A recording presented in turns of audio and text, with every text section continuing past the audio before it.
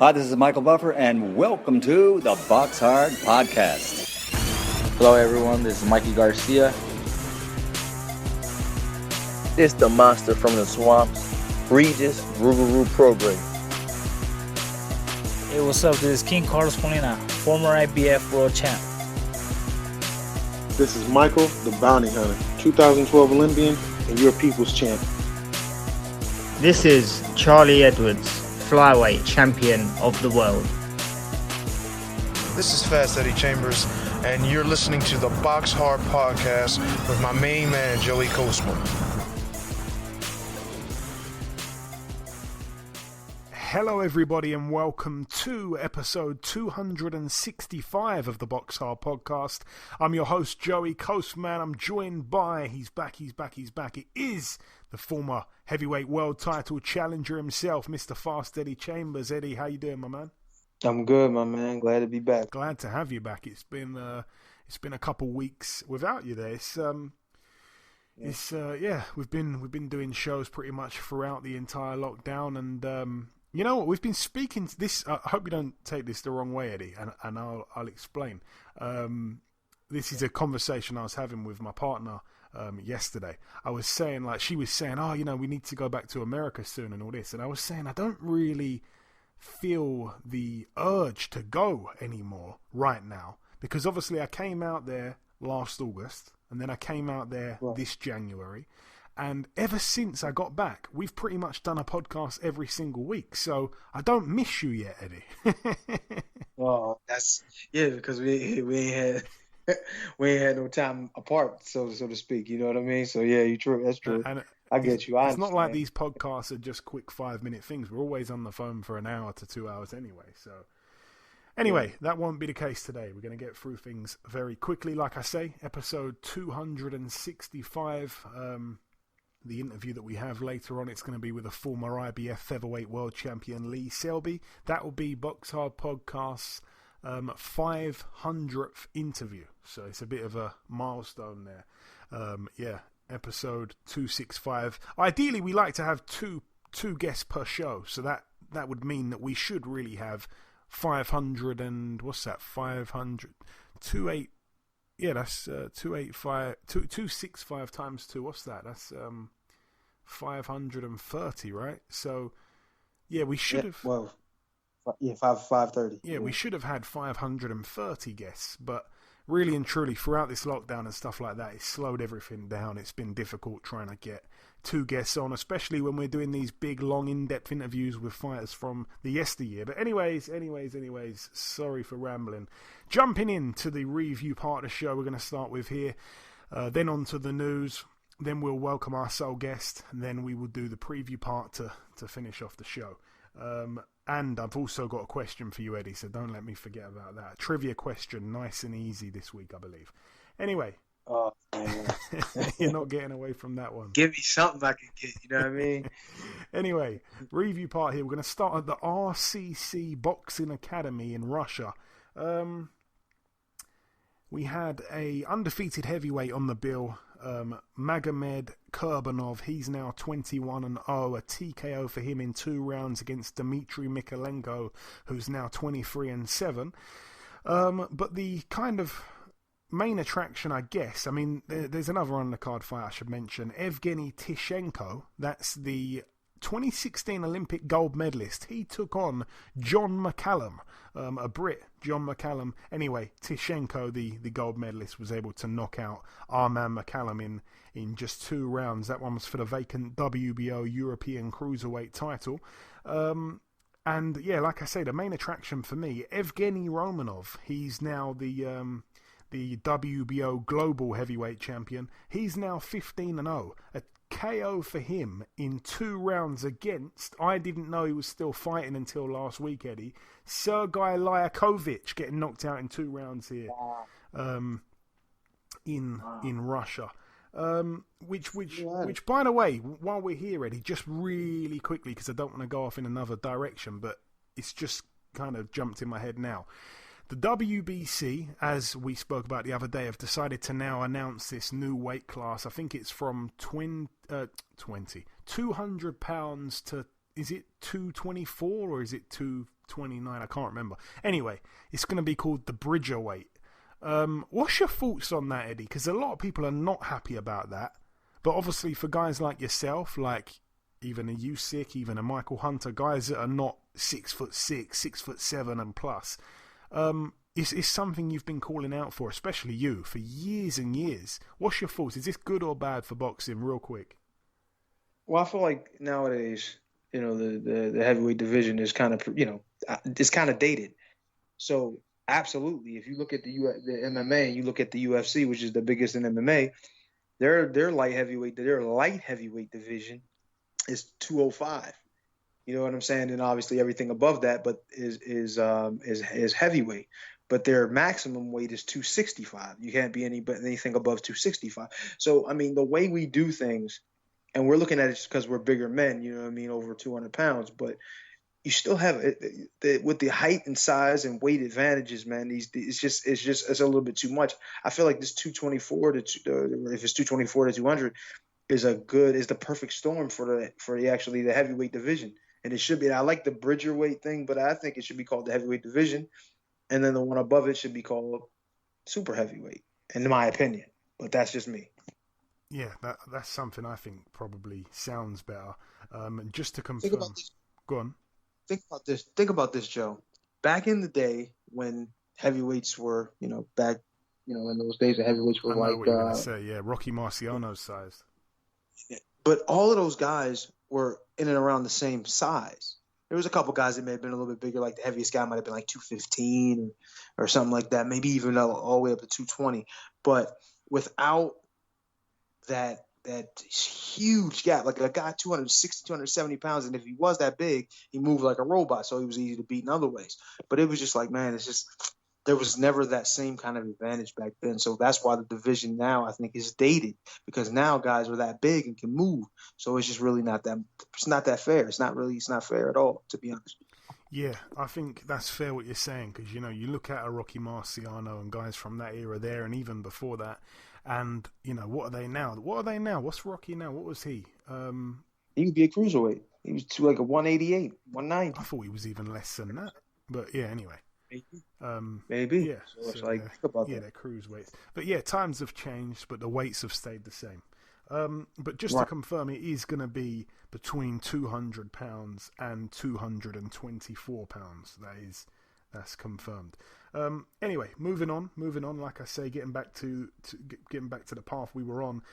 Going over now to the Microsoft Theater in Los Angeles, California. Over here we had heavyweight Frank Sanchez, the Cuban. He's now 16-0, a KO for him in 4 rounds against Brian Howard, who's now 15-4. That one was for the WBO, NABO heavyweight title. Howard was down once in round 3 and twice in the 4th and final round. Also on the undercard we had Michael Polite Coffey. He's now 11-0, a TKO for him in 2 rounds against Joey Abel. Joey Abel was down in the first round, and he injured his right arm in that fight, unfortunately, Joey Abel. Also on the bill, heavyweight Cuban Luis Ortiz. He's now 32-2, a KO for him in 1 round against Alexander Flores. Flores was down, and it was absolutely terrible. I'm guessing you haven't seen the stoppage, Eddie. I've seen it.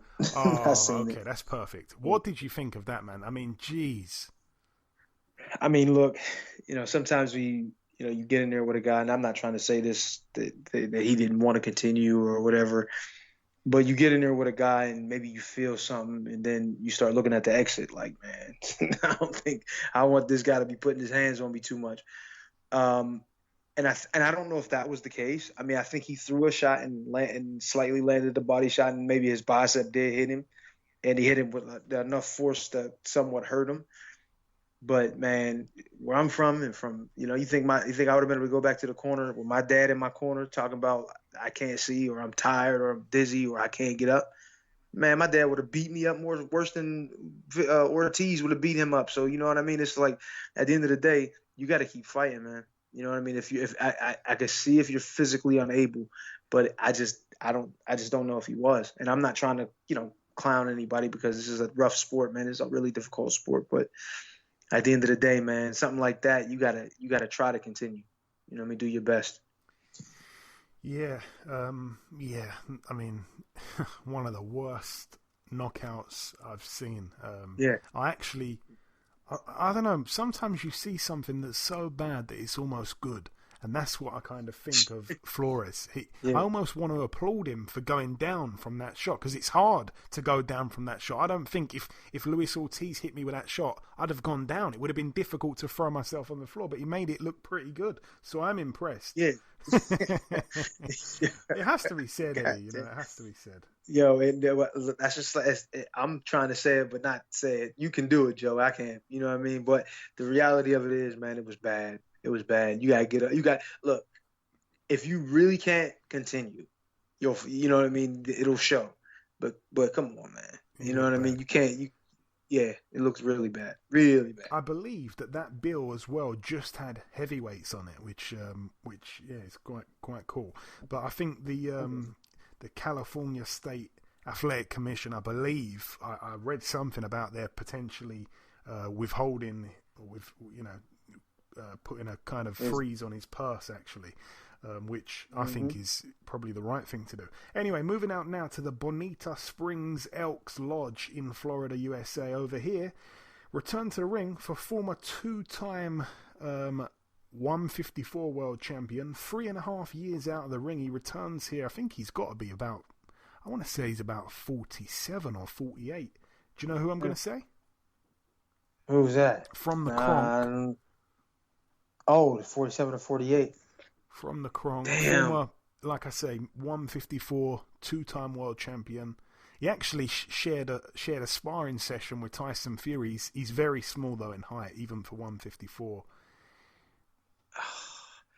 Damn, it's right in my head. Wait, you talking about, was he? I didn't know he was a world champ, now that I think about it. Yeah, go ahead, say it, so I can make sure that I'm right. You knew this guy was a world champ. Anyway, Cornelius K9 Bundridge. Oh, okay. Yeah. 37. Right. Go on. No, go ahead. I'm good. 37-6 now. His opponent Antoine Ellison retired in his corner after the fourth round. He didn't come out for round 5 of a 6-rounder there. He's looking to get back active. Cornelius Bundridge, a guy who shares the same birthday as me, actually. Anyway, moving out now to the Seminole Hard Rock Hotel and Casino in Hollywood, Florida, USA. Over here, let's start with the undercard. Philip Hrgović, the Olympic bronze medalist, now 12-0. A KO for him in 5 rounds against Rydell Booker, who's now 26-4. Booker was down in the second round, but like I say, TKO'd in round 5. It's led to a lot of kind of, I guess, media attention, because after the fight, Hrgović went to the camera and they said, who do you want to fight next? The first name that he said was Michael Hunter, and then he went on to list a few others, but of course that didn't take long for Michael to respond, and now he's saying, yeah, let's get the fight on. Eddie Hearn wants that fight. The Sauerlands, I think, who control Hrgović, want that fight. So that's a fight that I don't really like the fight, because I think Mike should be in bigger fights than Hrgović. Is kind of like, they're both low reward, high risk type of guys, I think, but I think Mike deserves a much bigger payday, a better fight than that. But whatever, he'll fight anyone at the minute, I think. Also on the card, the heavyweight 6'6" southpaw Chinese Olympic silver medalist Zhilei Zhang. He's now 22-0. A KO for him in round 4 against Devin Vargas, who's now 22-7. Go on. Wow, Devin Vargas. That was one of my old nemesis from back in the day. Yeah. Wow. Yeah. I fought Devin in the amateurs. He was a really good amateur, especially as a junior. And he actually, I think, was the Olympic alternate. I could be wrong. Where he was like, I think he almost made the Olympic team, something like that. I can't remember. But he was, that's crazy. He said Devin Vargas from Toledo, Ohio. Wow. But go ahead. Sorry. Yeah, but the main Devin on the card, of course, was Devin Haney, defending his WBC World Lightweight title against Uriel Kisgamboa. Gamboa had a point deducted for holding in the 11th round. I don't think the referee did a good job, to be completely honest. The referee was Telis Asimenios. But yeah, 12-round unanimous decision for Haney, who's now 25-0. Yuriorkis Gamboa now 30-4. Do you know what? What kind of annoyed me about this fight here in particular was because before the fight, you know, Haney was kind of blasting Teofimo Lopez for fighting Lomachenko because Lomachenko was apparently really old, and Yuriorkis Gamboa is even older than Lomachenko. And what Haney predicted, by the way, Eddie, before the fight was he predicted he would knock Gamboa down 4 times, which is a strange prediction because that means that that means he's going to get up 4 times from being put down. But that was his prediction. He was going to put him down 4 times and he was going to knock him out in the end. And, of course, there was no knockdowns at all. And, he cruised to a relatively easy win, I think, Haney. I think that, as I've said before, I wish he had a bit more power. I think the power, as he kind of steps up in level, is something that's lacking. It's his best opponent, really, on paper by a far margin, a big margin, Gamboa, right. which is kind of frustrating because, Devin Haney, when you kind of compare his record to these other guys, he doesn't have the depth of record that Gervonta has or Teofimo has or Lomachenko has in much less fights than Haney, by the way. I know he turned pro at about 16 or 17. I like the way he's been doing things, but his record is becoming a bit padded now. He hasn't beaten a world level fighter. I wouldn't say Gamboa's world level anymore. He's a gatekeeper at best. He hasn't beaten a world level fighter or anything near it, and he's a world champion, and he's being talked about as potentially being able to beat all these other guys without proving it in any sense against anyone. But yeah, swiftly moving on. I don't think you saw that fight, did you, Eddie? No, I didn't. I was actually trying to see it, but it was on the zone, and I don't think I had subscribed or at the right time. I don't know. That's all good. And I wanted to see it because I also wanted to find out was that fight with the heavyweights with the guy that I remember from when I was young that I used to fight that I fought a few times. Was that fight televised as well? Yeah.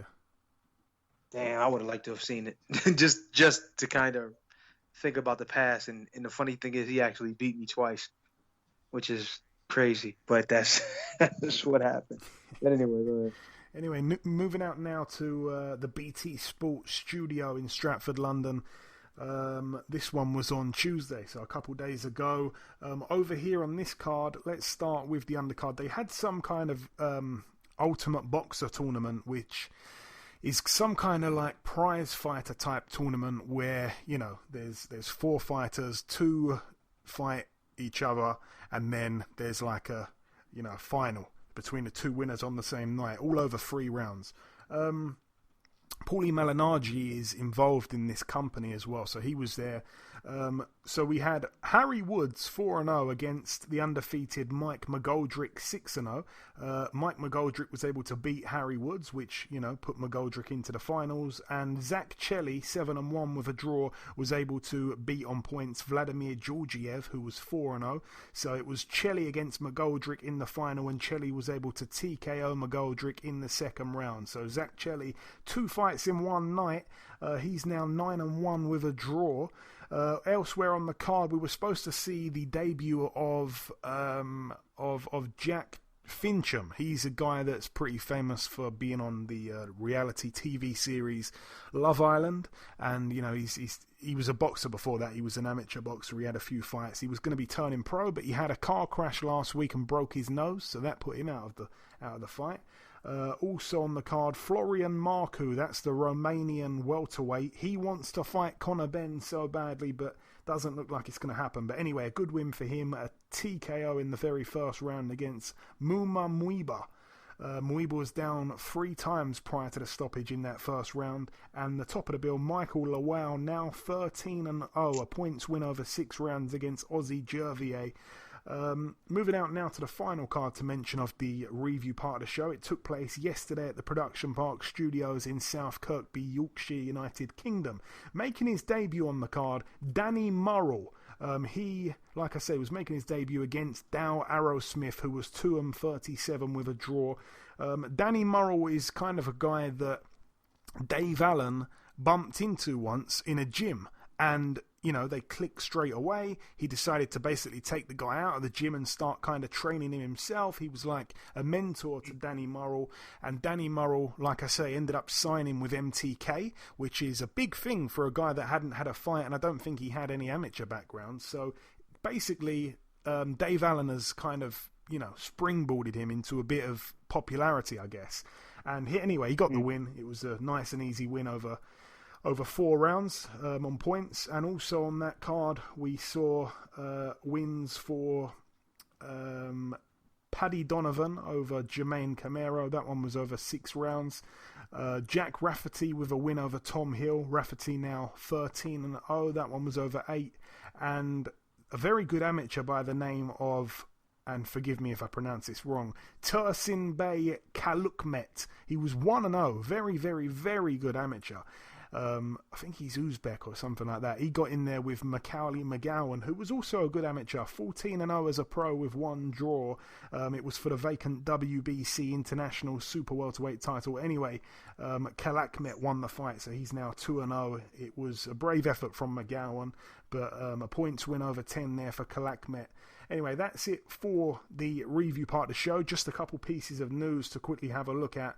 And if anything else happens from now till the end of the show, I will discuss that, whatever develops from now till then at the very end. One kind of shame that happened in the news, it was a shame, is that DAZN, as far as I knew, were going to be launching in the UK on December the 4th or December the 5th, and they were going to be launching with Ryan Garcia against our very own Luke Campbell. Now, Luke Campbell has failed a test for coronavirus. That fight's off, so I'm not sure what's happening with DAZN's launch, because the entire card, I think, has collapsed now. So, not sure if the launch is going to get delayed or what, but hopefully we see that fight rescheduled. Povetkin and White, as we said before, Povetkin failed a coronavirus test. That one's been pushed back to January, I believe. MTK Global have signed another really good fighter from the States, this time Virgil Ortiz Jr., who I believe is 15-0 with 15 KOs. That's very exciting. And like I say, I'll get to it in the preview part, but there's been a few people test positive for coronavirus on Frank Warren's upcoming show in a couple of days' time. So positive tests have come back from Michael Rambaletsa, Casey Kadimi. He obviously is trained by John Tandy, friend of the show, and Masood Abdullah. So all 3 fighters off the bill, and obviously their opponents, I'm guessing. So that's a shame. That's a bit of a blow there. But like I say, that's it for the news. Getting on to the question, Eddie, I'm going to throw this at you just quickly before we bring in our sole guest. This one was sent in from Luigi Pelosi. He's a big supporter of the show, friend of the show, very good guy. He says, I've got a question for Eddie that he should answer easily. You ready for this? I hope so. All right. This should be quite easy for you, Eddie, to be completely honest. This is a lob. We're going to find out. We're going to see. Okay. So, who handed Marvelous Marvin Hagler his first loss? Vito Arnett. Oh, no. I'm sorry. It was, I think it might have been either Bobby Boogaloo Watts or it's Cyclone Hart. I think one of those two. Or no, was it Cyclone? No. God damn it, what's his name? The other guy. I don't know. I just can't think of his name right now. Was it Boogaloo that did it first? It was. You got it right. It was Bob. Okay. I'm glad it was him because I can't remember. You were trying to think of Willie Monroe. Yeah, there you go, Willie the Worm. That was what I was going to say.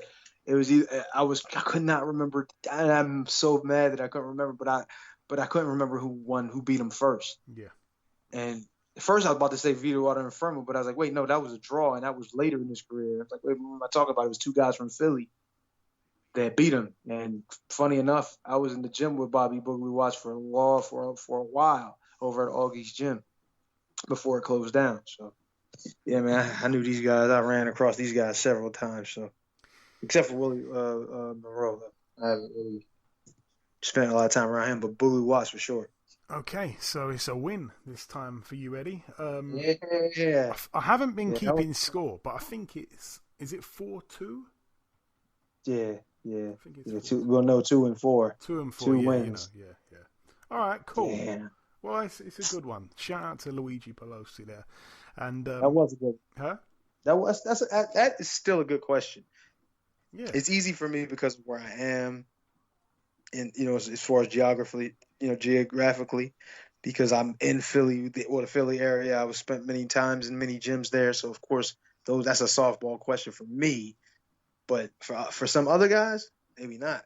Yeah. And just because guys are in the sport does not necessarily mean they have a great understanding of boxing history either. So I want to remind you that. So, but anyway, go ahead. You got it, man. But yeah, anyway, that brings part 1 to a close. The final thing to do is to welcome our sole guest on this week's podcast. Ladies and gentlemen, please welcome the former IBF Featherweight World Champion. It is, of course, Mr. Lee Selby. Lee, welcome back on the show, my man. Nice one, mate. Thanks for having me on. Always a pleasure, Lee. Always a pleasure, my friend. So we last spoke back in March, Lee. It was at that time, obviously, you were set to box Kambosos in Cardiff on May 9th with fans.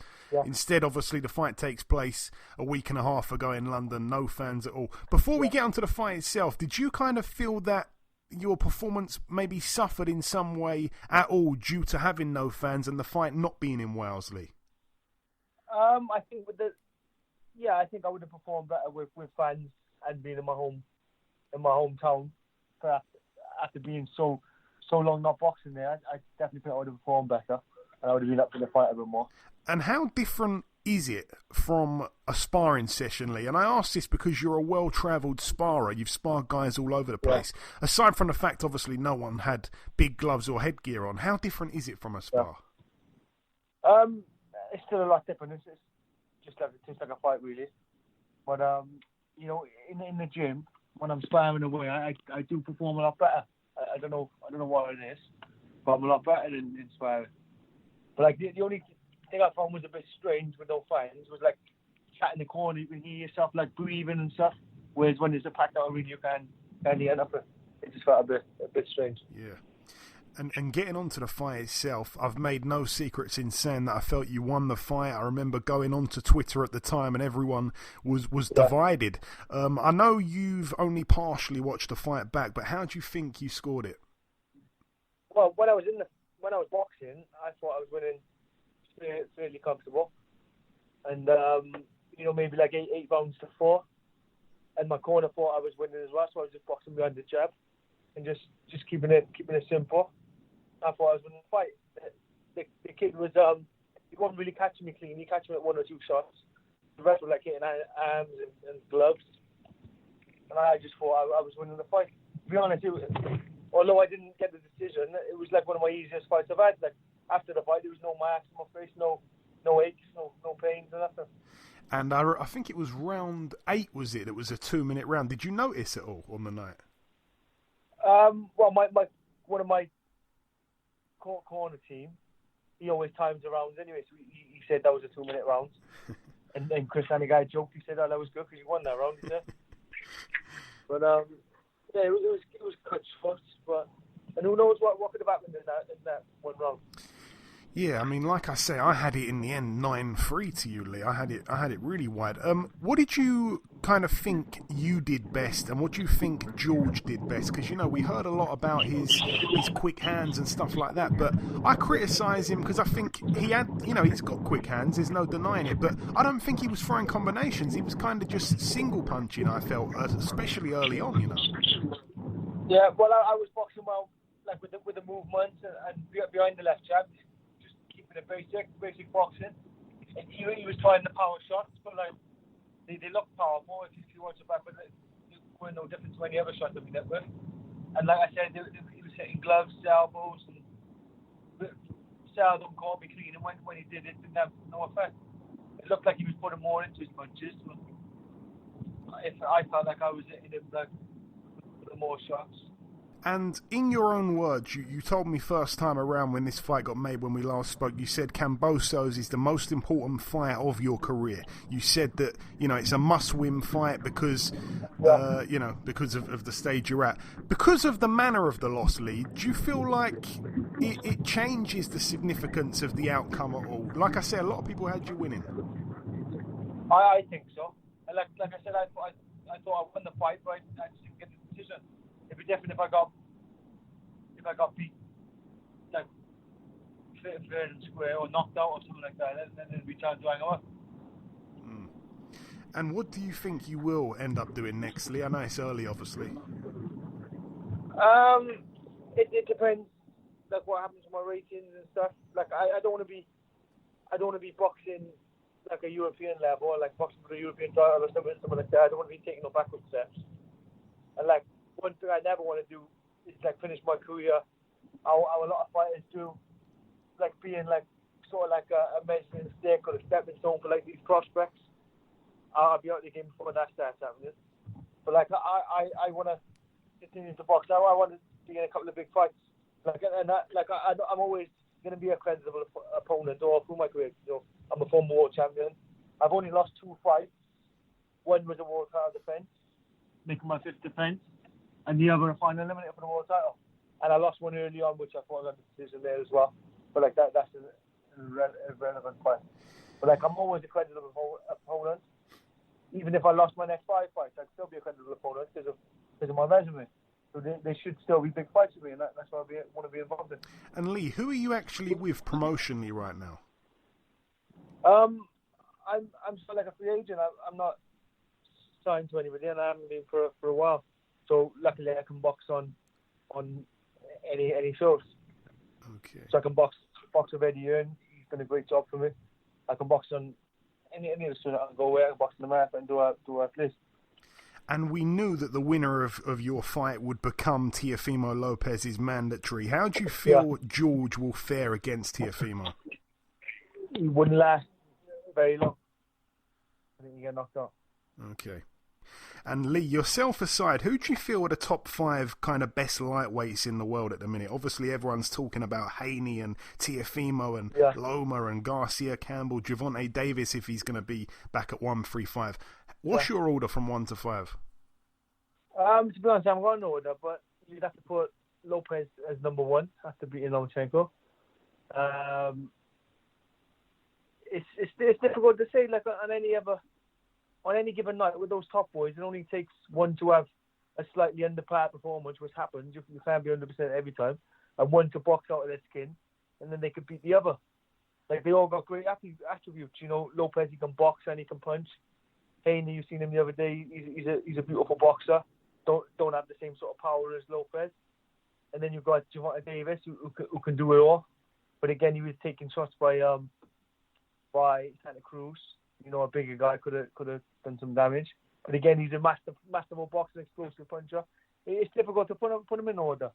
But like Lopez, after his win over Lomachenko, you have to rate him as number 1, I suppose. I don't know how the rest of the order goes. Yeah. But he has to be number 1. Yeah, fair enough. And just before we wrap it up, Lee, if I always ask you this as well, if you've got any closing words at all, just to the listeners. Obviously, you've had such a good career. It's every fight you've been in, especially recently since moving up 2 weight classes. You've had exciting fights in every fight. To be honest with you, what's your message anyway to the listeners, my friend, before you go?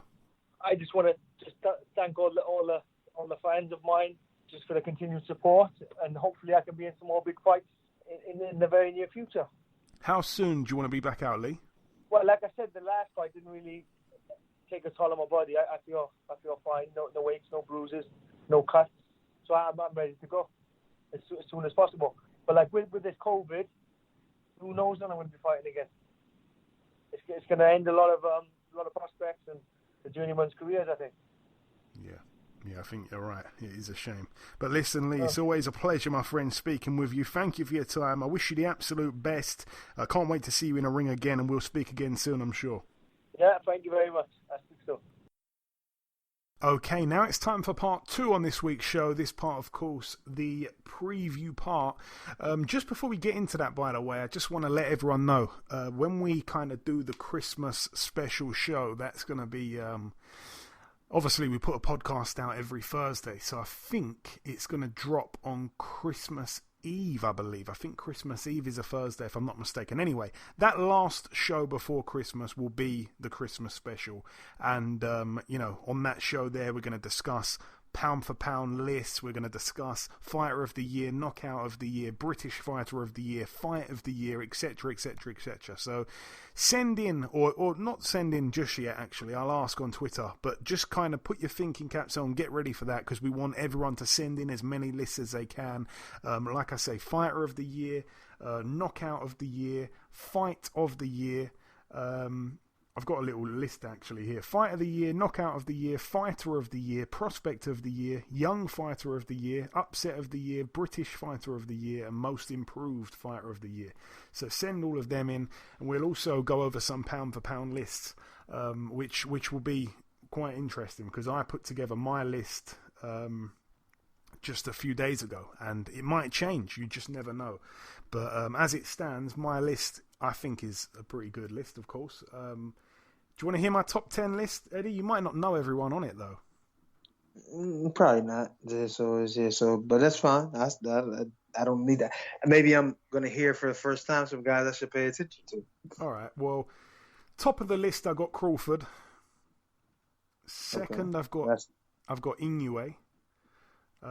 Okay. Third, I've got Canelo. Fourth, I've got Golovkin, which is controversial, but in my eyes, Golovkin didn't lose either of those fights to Canelo. So in some ways, in my head anyway, he kind of should be above Canelo, which sounds crazy, but it's my list.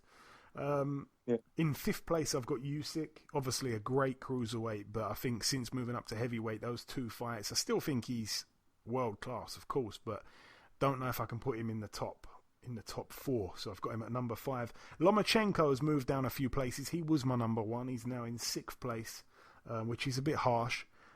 Controversial one here. Not everyone will agree with this, but I've got Mikey Garcia in 7th.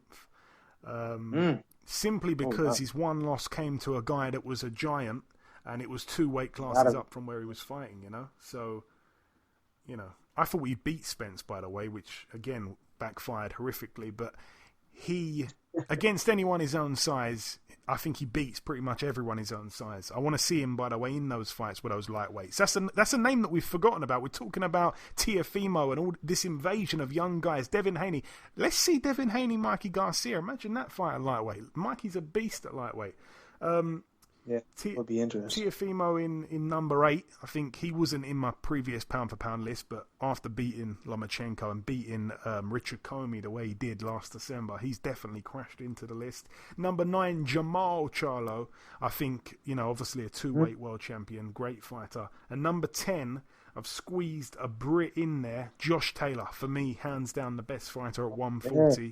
However, he's got some proving to do if he does get the Ramirez fight for all the belts. But anyway, moving on, like I say, sorry about the delays. Moving on to the preview part, starting here at the BT Sports Studio. It's tomorrow night, actually, Friday night. Top in the bill, the rematch between Mark Heffron, 25-1 with a draw, and Denzel Bentley, 13-0 with a draw. Both men boxed, I think it was a couple months ago. It ended in a draw. Some people had one guy winning, some people had the other guy winning, and unbelievably, all 3 judges had it a draw, which does not happen. It was a unanimous draw.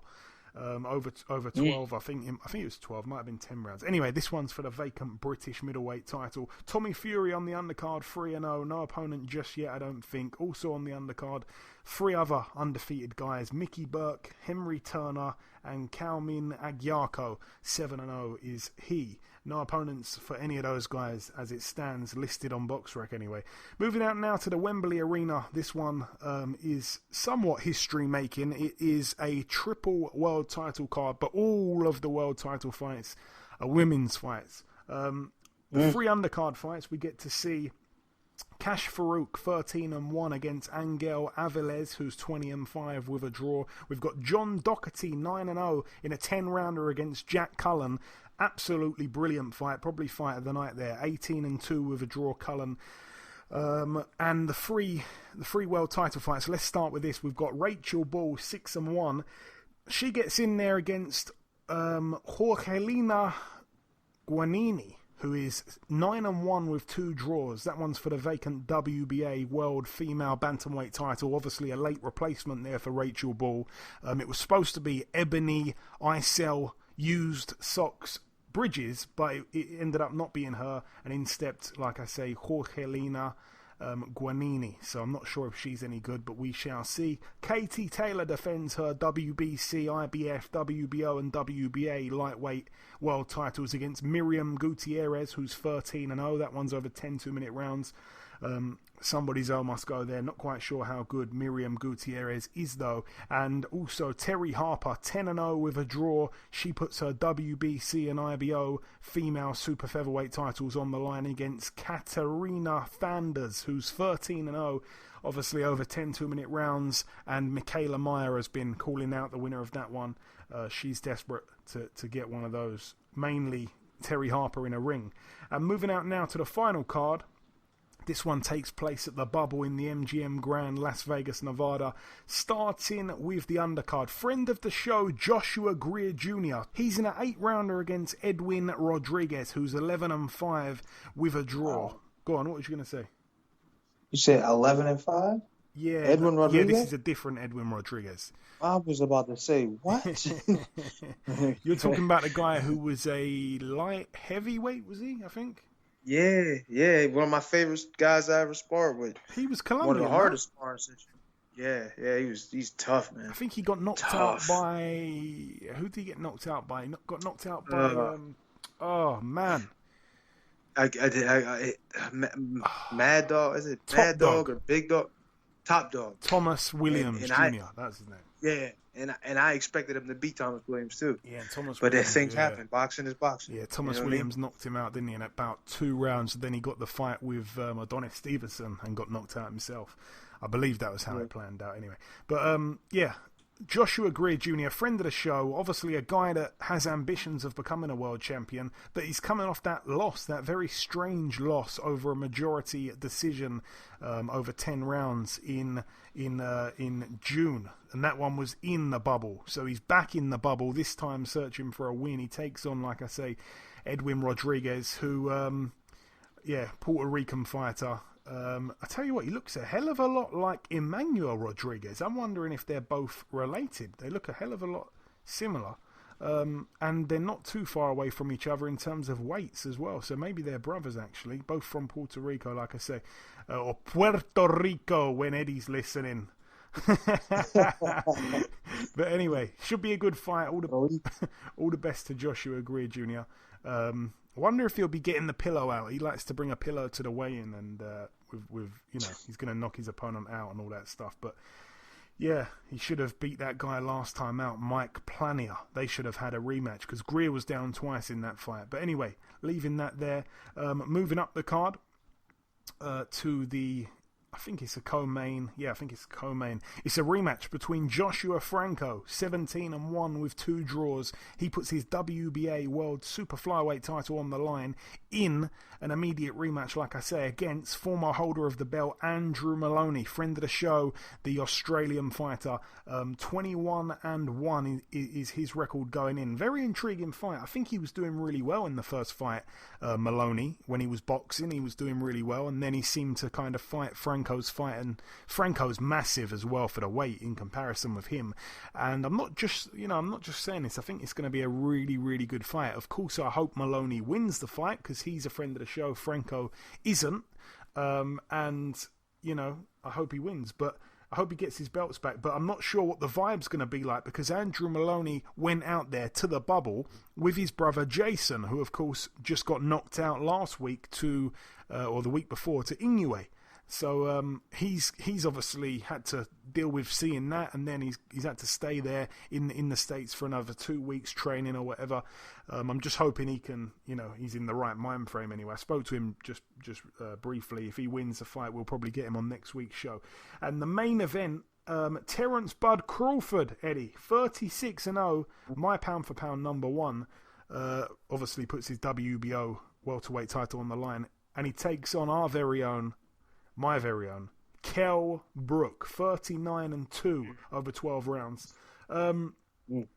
Intriguing fight a little bit. From the get-go, when it got made, I thought that, and I still kind of feel this way, if I had to put money on it, I've got Terence Crawford kind of picking him apart, too accurate, too active, and I think he may even get the stoppage late on against Kell Brook. However, Kell Brook has got himself into fantastic shape. He's massive for welterweight. Terence obviously isn't massive for welterweight, so that kind of size factor does intrigue me, because as we know, when Kell moved up 2 weight classes to fight Golovkin, it was absolutely ridiculous that he did that, and that seemed to completely collapse his career. He was doing really well. He was an active world champion.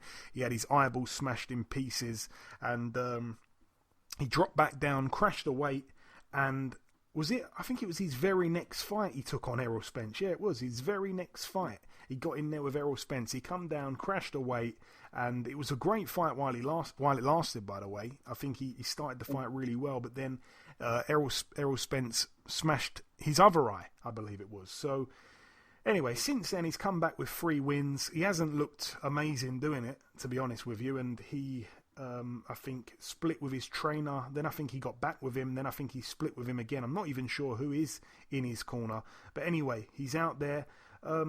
It's just kind of, for me, it depends on what Kell Brook turns up, because I remember before when he went to the States and he beat Sean Porter for the world title, obviously a few years ago now, but when he went out there, no one gave him a chance. He was going out there, no one gave him a chance, no pressure on him, and he pulled off the win. And it was an upset at the time, a big upset. And like I say, to crash the weight against Spence, who's big for the weight, it wasn't good. It kind of, coming off that loss to Golovkin, everything was in Spence's favour, aside from the fact that the fight took place in Brook's hometown. To lose to Golovkin, no shame in that, man. Jeez. And then here he is against, a great fighter in Terence Crawford, but something's telling me that Brook's going to do well in this fight. I still don't think he's going to win it, but I think he's going to more than show up for a paycheck. I'm not sure how much he's getting paid, but I think he's going to do well. I'd love to see him do it. I'm a big fan of Kell Brooks, but I hope it's a good fight. I hope it's not one-sided like I initially thought it was. But as the fight's getting closer, I just sense something. I think it's going to be a good fight. Anyway, Eddie, how'd you see it? Honestly, man, Kell Brook, the way he was, initially before those 2 tough fights he had with those 2 guys, I mean, I wouldn't have said he would have been the favorite, because I still believe that Terence Crawford is one of the best fighters in the world, pound for pound. But I would have definitely given him a much better chance. And the fact, like you said, that he's a pretty big welterweight, strong, very, very good boxer. It would have been like, not a toss-up. Like, I would have still favored Crawford, but I would have been like, man, this is going to be a tough one for him. But like you're saying, I mean, I haven't seen him, but I guess you're saying he's in really, really good shape. He's I'm pretty sure he's out there. He has something he really wants to prove. A lot of people are discounting him because of the last 2 fights he's had. I guess not these last 2 fights, but the last 2 big fights he's had. He hasn't done well, I guess, now in these comeback fights or whatever, or said he looked really, really strong in them. So there's a bit he has to prove. He wants to get back up into the good graces of the people. He really wants to be able to showcase that he's still alive and still a live dog, and actually can still be a force in the division. And obviously, with a win over Crawford, would definitely do a lot in saying that. It would actually, I mean, it may not, I don't know if you put him in your pound for pound list, but damn sure would definitely put him in a list somewhere on somebody's list. Especially, I'm pretty sure fans are here. But I just think at this point, Crawford's just too good, too sharp, too young, you know what I mean, too much into the prime of his life, along with his boxing career, to be beaten by somebody that he should beat. You know what I'm saying? And I'm not trying to say that Kell Brook isn't quality, because he damn sure is. But at this stage in his career, I don't think he'll have enough. And I don't like saying that, because people probably look at me and say the same thing. Like, would I be able to get out there and do something of any note at this stage in my life? And it's like most people would say no. It's unlikely. So I don't like saying that, but you got to be realistic. This is like one of the pound for pound best fighters in the world, Terrence Crawford. So even if he did have something left and he does put together a good performance, it's still not going to be enough, in my opinion. Yeah, I was trying to find the same kind of words as what you said there about the prime that Terrence, is entered really, and he's doing so well. Like I say, since moving up to 147. And a lot of people were unsure because when he vacated all those belts at 140 and he moved up, 147 was red hot at the time. They were saying, how long is it going to take for him to pick up a belt? Is he going to make that mark? And he has. He's won every fight since stepping up by knockout as well. So that's an even further statement. That's great. But I just think that he's in the prime of his life right now. One interesting factor, even though Kell Brook is towards the end of his career and I think his best days are definitely behind him. This would have been a great fight if we could somehow put Kell in a time machine for about 3 or 4 years or 5 years ago. But there's only a year between them. Kell Brook's a year older than Crawford, so the age isn't a big thing. We sometimes forget about that. And Crawford himself, this is going to be his 37th fight. Kell, this will be his 42nd. So there's 5 fights more there for Kell. And to be completely honest with you, in his kind of come up, I think Kell had quite a padded record at times. So it's not like he's took a hell of a beating aside from in the fight with he's had a couple of bang-ups, but against Golovkin, obviously, which didn't last too long, but the damage was done. And Spence, in the later rounds, he really give it to him, didn't he? But I just think, I don't know, man, I thought Kell needed to retire when I saw him in some of those comeback fights after losing to Spence. I think there was one against Michael Zarafa. I think it was that one there. For me, he was so under-impressive. I thought, nah, man, he needs to go. Forget it. He's finished, man. Amir Khan, I think I'd favour over him and stuff like that. But I don't know, man. I just think going out there to America, it's another kind of, it gives you that excitement, fighting away from home, no distractions, knowing that you've got to win this fight, otherwise it's pretty much curtains for your career. I just think Kell Brook's going to give it his all, and I liked to see him with his t-shirt off in the shape he was in, because I thought, wow, he's really took this seriously. However, I hope he does actually make the weight, because, that we could find out a lot on the scales, unfortunately. So I hope he makes the weight. He's brought a nutritionist on board and all that stuff. I hope he makes the weight, and I hope it's a good fight. I'd love to see him do it, but of course I can't really see him beating my pound for pound number one fighter. So I'd love to see him do it.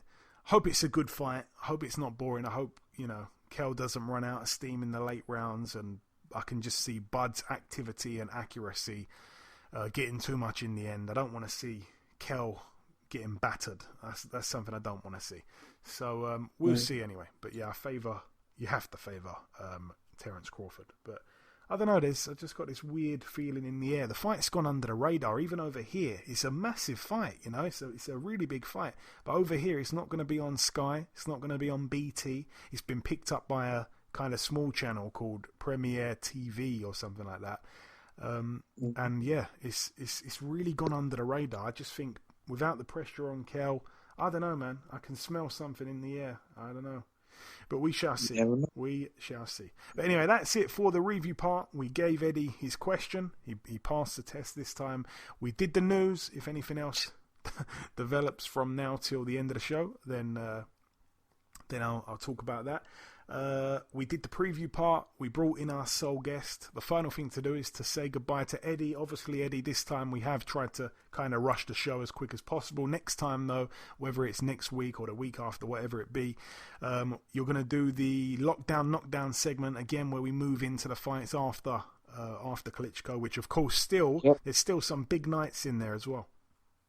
No doubt about it. I'm looking forward to it. Yeah, we're gonna jump right into the one right after Vladimir, which brought me right out of my depression. but it was an interesting fight. So we'll go over it next time. Absolutely. Well, like I said, Eddie, thanks once again for taking part in this week's podcast. And I'm going to come in with the outro in just a few seconds. But thanks, Eddie, once again.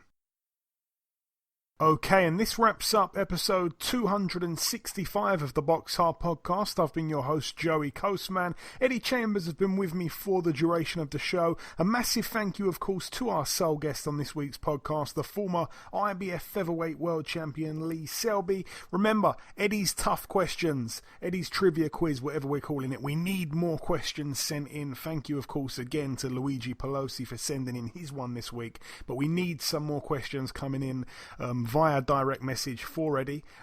So send those in to me at BoxHard Podcast on Twitter and Instagram. There has been one or two pieces of news break whilst we've been recording the show. The Dubois-Joyce fight, which is set to take place on the 28th of this month. The undercard has finally been announced. Remember, it's not on pay-per-view, it's on regular BT. We get to see Hamza Shiraz take on the Spanish fighter Guido Nicolas Pito. Shiraz obviously 11-0. Pito is 26-7 with 2 draws. We get to see Jack Catterall obviously in that number 1 spot with the WBO. He has a bit of a tick-over fight, I guess. 25-0. He takes on the French-based Tunisian Abderrazak Houya, who is 14-2. That's over 10 rounds there at 140. Also on the bill, we get to see the heavyweight, the undefeated prospect, David Adelaide. He is back again. We also get to see